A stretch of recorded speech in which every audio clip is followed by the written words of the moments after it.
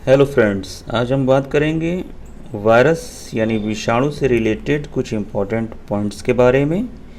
ये जो आपके इम्पॉर्टेंट पॉइंट्स हैं ये आपके जो टीजीटी एंड जो पीजीटी एग्ज़ाम है इसके लिए जो इम्पॉर्टेंट पॉइंट्स हैं इनको डिस्कस करेंगे। और इसके बाद हम अपने जो नेक्स्ट वीडियो है उस पर आपका वायरस से रिलेटेड जो भी आपके एमसीक्यूज़ हैं, मल्टी चॉइस जो क्वेश्चंस हैं, इनके बारे में डिस्कस किया जाएगा। तो इन पॉइंट्स को आप थोड़ा सा ध्यान दें, क्योंकि जो थ्योरी है जब ये क्लियर होगी तभी हम आसानी से जो अपने आप के एमसीक्यूज़ हैं उनको सॉल्व कर सकते हैं। तो आइए स्टार्ट करते हैं। इसमें आपका जो फर्स्ट पॉइंट है, चार्ल्स आई एक्लूज 1576 made the first record of a plant virus disease. यानी कि आपका जो कोई वायरस नाम की कोई चीज़ है और उससे कोई डिसीज़ हो सकती है, इसको आपका फर्स्टली जो आपका रिकॉर्ड करा था किसी प्लांट्स में, वो करा था आपका चार्ल्स आई एक्लूज ने। अब अपने नेक्स्ट पॉइंट को डिस्कस करते हैं। पास्चर, जो आपके लुइस पास्चर थे, पास्चर 1880 स्टडीड कैनाइन रेबीज़ को आप याद रखेंगे, कैनाइन रेबीज़ की स्टडी करते समय, and used the term virus for the first time. जो पास्चर थे इन्होंने ही आपका जो फर्स्ट टाइम जो टर्म है आपका वायरस, इसको सबसे पहले पास्चर ने ही यूज़ किया था। ये स्टडी कर रहे थे कैनाइन रेबीज़ पर, उसी टाइम पर इन्होंने आपका जो ये वायरस है इस शब्द को सबसे पहले यूज़ किया था। इससे पहले वायरस शब्द से लोग परिचित नहीं थे। स्टैनले नेक्स्ट आपका पॉइंट है। स्टैनले, WM स्टैनले जो हैं 1935 an American biochemist isolated and crystallised TMV, he was awarded Nobel prize. यानी स्टैनले ने 1935 जो कि एक स्टैनले एक अमेरिकन बायोकेमिस्ट थे, इन्होंने आपका फर्स्टली आइसोलेट करा था और क्रिस्टलाइज करा था। किसको? TMV यानी टोबैको मोज़ेक वायरस को, और इसके लिए इन्हें नोबेल प्राइज़ मिला था। यानी आपका जो टर्म है वायरस का वो यूज़ करा था पास्चर ने सबसे पहले, इसको आप याद रखेंगे। और जो आइसोलेशन है या क्रिस्टलाइजेशन है वायरस का, वो सबसे पहले आपका करा था WM स्टैनले ने।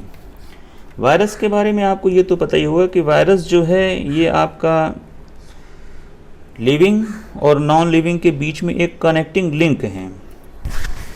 आउटसाइड जो आपका लिविंग जो होस्ट है ये क्रिस्टलाइज फॉर्म में रहते हैं, एक प्रकार से बिल्कुल नॉन लिविंग सब्सटेंस की तरह, पार्टिकल की तरह बिहेव करते हैं। और जब ये किसी लिविंग बॉडी में इंसर्ट हो जाते हैं तो ऑर्गेनिजम्स की तरह बिहेव करते हैं।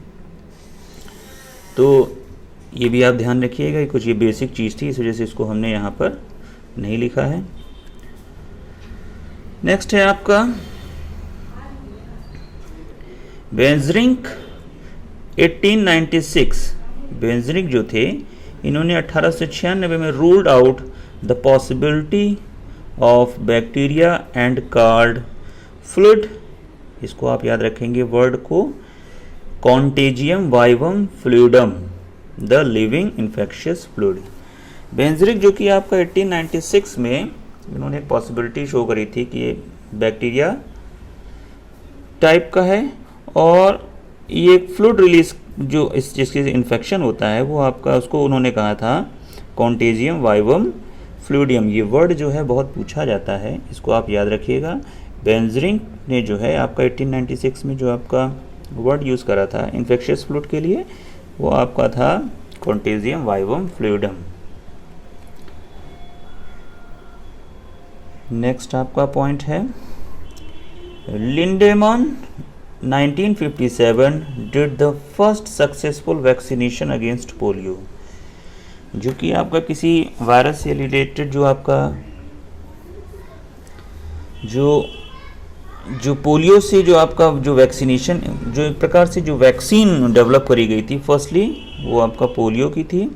और इसको 1957 में आपका फर्स्टली डिस्कवर, जो पोलियो है इसको, इसकी जो वैक्सीन है वो 1957 में आपका सक्सेसफुली आपका जो इसको इजाद किया था वो आपका लिंडेमैन ने करा था।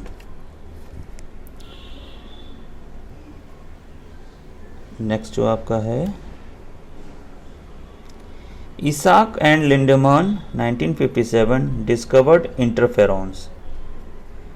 इसाक और लिंडेमैन ने आपका डिस्कवर्ड करा था इंटरफेरॉन। इंटरफेरॉन क्या होते हैं ये आपका नेक्स्ट पॉइंट में दे रखा है। Is substance by the host in response to viral infection. एक सब्सटेंस है जो कि आपका होस्ट में प्रोड्यूस होता है, कब? वायरल इन्फेक्शन जब उसमें होता है, but protecting it from further viral infection is called. यानी कि अगर किसी होस्ट में कोई आपका, जैसे होस्ट है इसमें आपका कोई वायरस का इन्फेक्शन हुआ तो इसके अगेंस्ट इसमें एक आपका प्रोटीनियस सब्सटेंस क्रिएट हो जाता है जो कि आपका प्रोटेक्ट करता है किसी भी आपका फर्दर जो वायरल इन्फेक्शन है उससे प्रोटेक्ट करता है। यानी भविष्य में अब कभी जब वायरस इन्फेक्शन होगा तो उसके अगेंस्ट होस्ट की बॉडी में आपका एक प्रोटीनियस सब्सटेंस बन जाता है जिसको बोलते हैं आपका इंटरफेरॉन। यानी किसी को अगर कोई वायरल डिसीज़ हो गई है कभी तो उसकी बॉडी में इंटरफेरॉन डेवलप कर जाते हैं और ये फर्दर कभी जब वायरस का इन्फेक्शन होगा तो ये आपका इसको प्रोटेक्ट करेंगे। नेक्स्ट जो आपका पॉइंट है Diener and Rayner 1976 discovered the viroids. Viroids जो हैं इनको डिस्कवर करा था डिनर एंड राइनर ने 1976 में। वायराइड्स क्या है? वायराइड्स जो हैं ये एक प्रकार का, viroids are infectious nucleic acid. यानी वायराइड्स जो हैं वो आपके इन्फेक्शियस न्यूक्लिक एसिड्स हैं। नेक्स्ट आपका पॉइंट है प्रूशनर इन 1997, यानी बहुत रिसेंटली की बात है, डिस्कवरी है, received Nobel Prize for the discovery of prions. जो आपका प्रूशनर थे इन्होंने आपका नोबेल प्राइज रिसीव करा था किसके लिए? Discovery of prions. यानी इन्होंने प्रियॉन्स की डिस्कवरी करी थी, एक प्रकार से खोज करी थी कि प्रियॉन्स नाम की भी कोई चीज़ होती है। अब ये प्रियॉन्स क्या होते हैं? प्रियॉन्स जो है आपका ये इन्फेक्शियस प्रोटीन है, ये याद रखिएगा। प्रियॉन्स जो है वो इन्फेक्शियस प्रोटीन है और वायराइड्स जो हैं वो आपका इन्फेक्शियस न्यूक्लिक एसिड्स हैं। एमसीक्यूज़ के लिहाज से ये इम्पॉर्टेंट है। अब आते हैं नेक्स्ट अपने पॉइंट पे। H5N1 viral strains caused bird flu. यानी बर्ड फ्लू जो आपका वायरल डिसीज़ है ये आपका कास्ट होती है H5N1 वायरस के थ्रू। इसको भी याद रखें, एमसीक्यूज़ के लिहाज से इम्पॉर्टेंट है। The smallest free living organisms is mycoplasma. जो आपका माइक्रो ऑर्गेनिज्म है इसमें आपका स्मॉलेस्ट जो आपका फ्री लिविंग है वो है आपका माइकोप्लाज्मा। माइकोप्लाज्मा जो है, mycoplasma are called jokers of microbiological park. इनको जोकर्स ऑफ माइक्रोबायोलॉजिकल पार्क कहा जाता है। यानी माइक्रोबायोलॉजिकल जो ग्रुप है उसमें आपका माइकोप्लाज्मा को आपका जोकर्स कहा जाता है, microbiological jokers of microbiological park. Next है आपका outside of living cell the virus particle is called virion. यानी कि अगर किसी होस्ट में अगर इंसर्ट हो गया है तो वो वायरस हो गया है, आउटसाइड उसकी जो आपका क्रिस्टलाइज फॉर्म में उसको बोलते हैं विरियन। यानी विरियन जो है वो एक कंप्लीट वायरस बॉडी है, वायरस पार्टिकल बोल सकते हैं। तो विरियन जो है एक कंप्लीट फॉर्म है आपका वायरस का।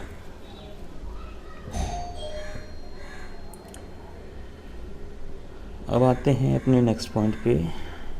नेक्स्ट है आपका कंपोनेंट्स ऑफ वायरसेस। अब कंपोनेंट्स ऑफ वायरस, वायरस में होता क्या है? वायरस में अमूमन अगर आप स्ट्रक्चर देखें तो उसमें एक न्यूक्लिक एसिड्स होता है और बाहर एक कैप्सिड की जो